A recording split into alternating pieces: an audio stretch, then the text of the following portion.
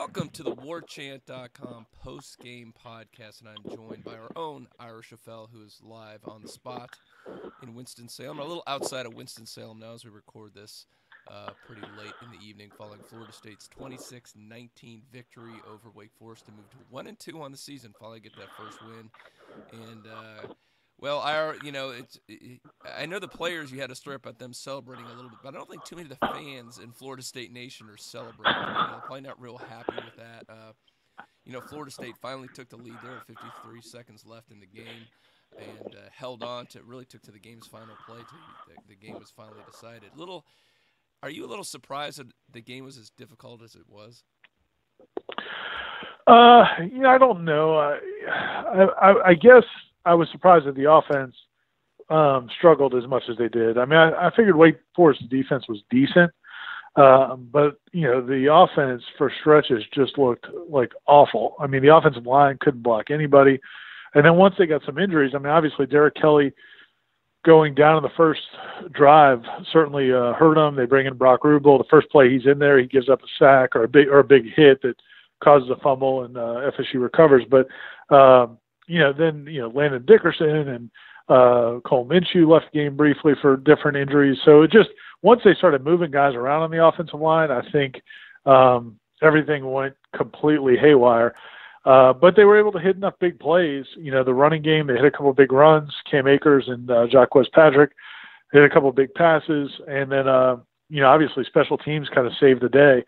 So it was a bizarre game. I mean, I wasn't surprised it was close. It was just so bizarre. I mean, it was just big plays, broken plays, ugly plays, but somehow they got the win. Well, I guess I should give you credit of all of us on the War Chant Report. You did pick this game to be the closest, I believe, of anyone, so I guess you shouldn't be that surprised. But, yeah, you're right, kind of how the way it actually played out. I don't think I could have, slotted that out or pretended that was going to happen that way. Really had the feeling at 19-16, FSU's trailing, and they had that 3rd and 20. You got to wonder if they don't pick that up, that long pass to Keith Gavin. You got to think maybe they don't win the game. Oh, there's no doubt. That was a huge play, and there were like a lot of plays like that. I mean, if he doesn't have the 81-yard kickoff return, because in the first half they're down, 12-3, and it looked like to me when it was 12-3. I thought, man, Wake Forest they may blow them out. FSU may, just not have anything in this game. And Keith Gavin gets a long kickoff return. They punch that in. Then they get a field goal before the half, and that really gave them a chance. I think what's interesting about this team, and it's hard to get into the psyche of the team, but it looked like for long stretches in this game that they were kind of lost and that they didn't have any confidence. And Jimbo admitted that as much after the game and said that, he said it's defeating when you're 0-2 and you've having so many things go against you in terms of injuries. This is a team that has had a lot of bad luck, a lot of bad injury luck and turnover luck early this season. And, even though this is an experienced team on defense, there's a lot of youth on offense, and I think it showed. And, so I think they're hopeful that just by getting some of those big plays and pulling out the win, that maybe that'll kind of give some of these guys a little bit of confidence because they really looked like they lacked it.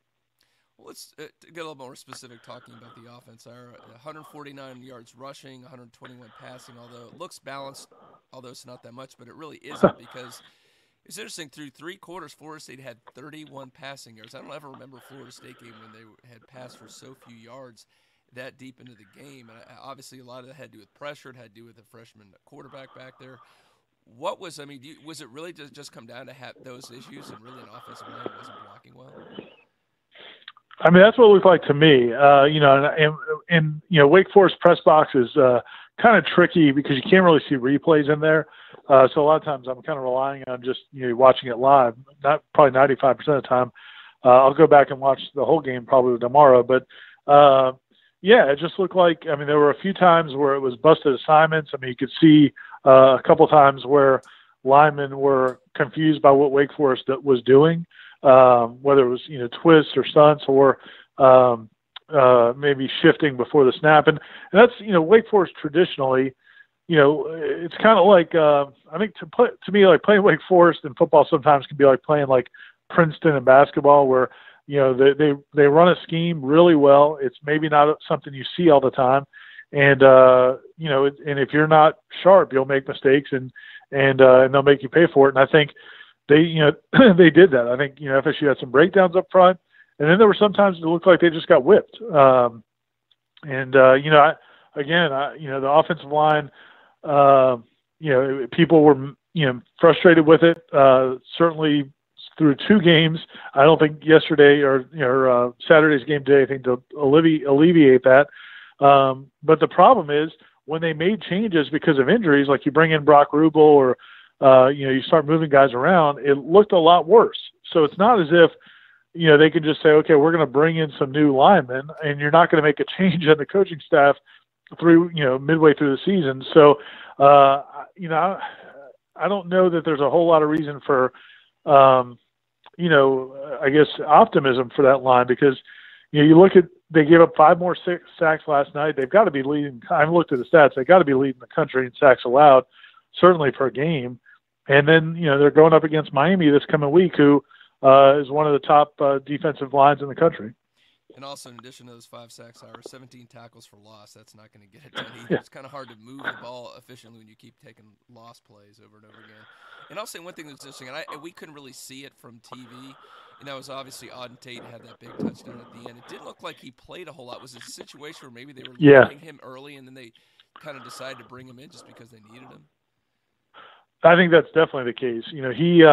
He went through warm-ups. You could tell he had like a harness or some sort of contraption underneath his jersey, underneath his pads. And, when he would run routes in pregame, like every time he'd run a route, he could catch the ball. He could get his arms up to catch it, but then he would kind of rotate his arm, kind of like a pitcher before, if a pitcher's arm is sore or something, kind of rotate his arm, try to get some flexibility in it.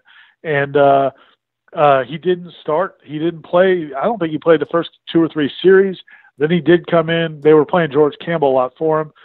Then he went back out. Then he came back in. I think they were just trying to buy snaps for him whenever they could. And then, no doubt, when they got the ball back for that last drive, I think that was one where they definitely wanted to get him in. And it's a matchup that they knew they could get in certain if they got the right defense lined up. And earlier in the game, they went to that play and had a chance to get George Campbell on it.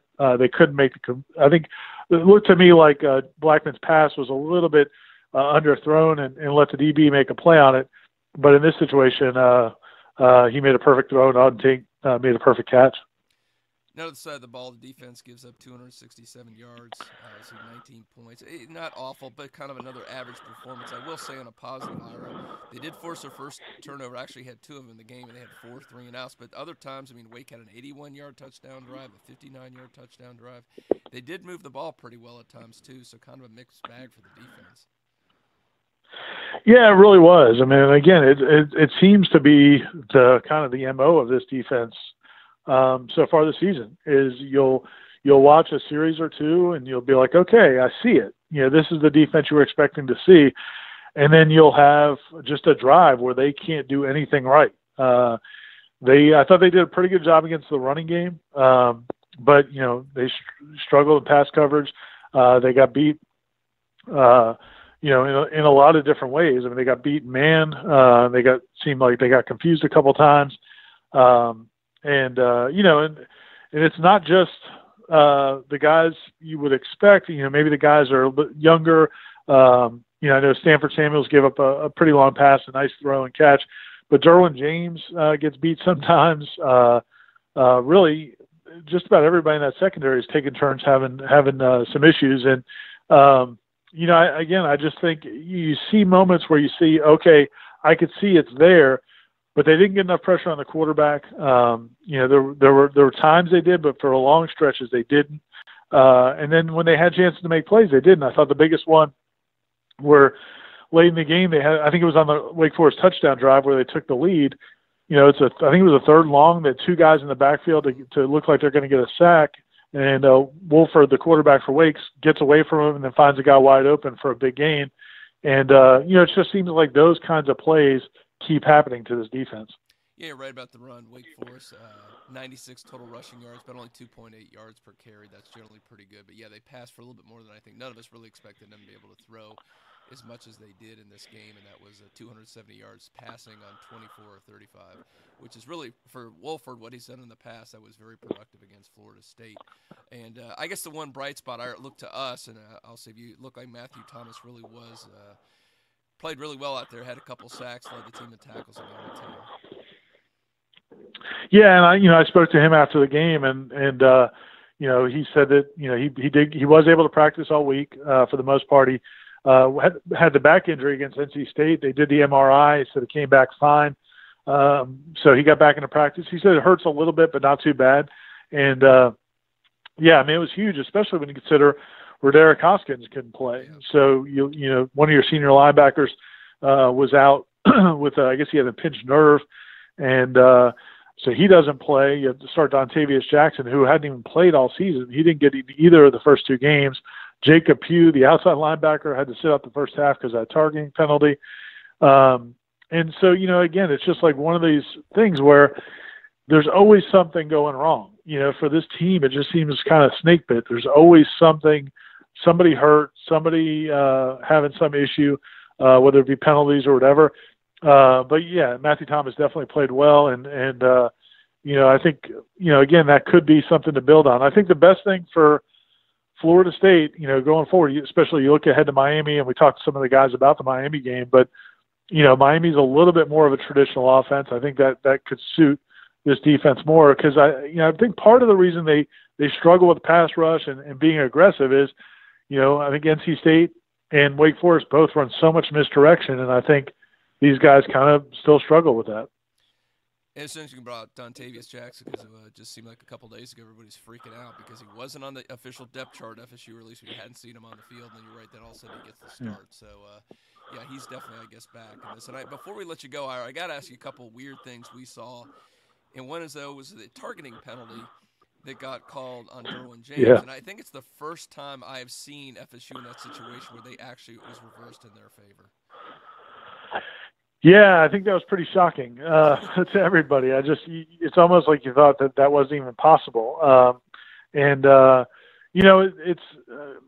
glad to see it, because, I think it's one of those plays where I'm sure by some interpretation by some official, they will tell you that, it was high enough near the head that's targeting, but I don't know what the defensive back's supposed to do. I mean, he's making a play on a guy who's going down. I don't know if, they think they can be somehow do some sort of quick physics in their head to figure out exactly where they're going to make contact. So that was huge. And, especially, for Derwin, it would have been, it was in the first half, so it wouldn't have affected him in the Miami game, but it still would have been a huge loss in the second half of the game. I kind of, when it happened, though, I kind of joked to somebody else, if it had been Trey Marshall, they would have kicked him out of the next two games. But Derwin lucked out. Well, I will say, and you said you weren't really getting good replays in the press box. They did show several on TV, and it looked like he really turned his shoulder at the end. It really was his shoulder contact, not the helmet. It did look like he made a concerted effort to kind of turn away and not give that kind of direct contact, the vicious contact that I think they're looking for. So it looked like it was the correct call, and I think the commentator said likewise. And the other penalty I was going to ask you, or the other review that was kind of interesting that I haven't seen before, there was a penalty in the second half. Yeah. They reviewed it, but I guess there's a unique circumstance in that why they reviewed a penalty and then waved it away. Yeah, again, only 2017 Florida State football, I think, do you have that play. I mean, again, just, it looks like, they call a penalty to take away a huge gain for Wake Forest, and it looks like it's going to knock them back and drop them back in their drive, and instead they review it and somehow decide that they're not. Basically what they decided was that the pass, they were looking to see whether or not the pass was a forward pass or a backward pass, because that was going to determine whether or not there was offensive pass interference. And I guess that's, we talked to Jimbo about it afterwards. What they're saying is, that one of the things they can review on plays is if a quarterback's throwing the ball back behind the line of scrimmage, like on a fumble or a lateral, they're allowed to review that. So they were using that rule, I guess, to say, okay, we can go back and review that, because whether or not it's a lateral behind the line of scrimmage or a forward pass will determine what the penalty, whether or not there's a penalty. So they were able to do it. Jimbo at the time, I was watching him from the press box through the binoculars to see how mad he was when they overturned it, and he really wasn't. So I guess they had already explained to him why they were allowed to do it. But again, it just seems like this Florida State football team, if there's a way to either them get a bad break or the other team get a good break, it seems like it's going to happen. It does seem like Florida State sets new ground in officiating every week. There's something new that you've never seen before in college football that always seems to come out. Because I watch a lot of other college games and I never see as many crazy calls as in FSU games. But yeah, it is what it is. It sounds like, at least in those two circumstances I just brought up, it probably did at the end of the day make the correct call. But it was kind of bizarre how it played out. All right, Ira, I appreciate it. I know it's getting late for you there, and a safe trip back to Tallahassee. And we'll have a lot coming up from you, warchant.com, from the game. You'll have more content coming up for people, Ira, I know, all day Sunday, and then Monday leading up to Jimbo Fisher's press conference. So looking forward to it, and we've got a big week coming up, obviously, playing the Miami Hurricanes here in Tallahassee with a 3:30 kickoff. Well, Ira, thanks for joining us, and safe travels. Thanks a lot, Gene. Take care.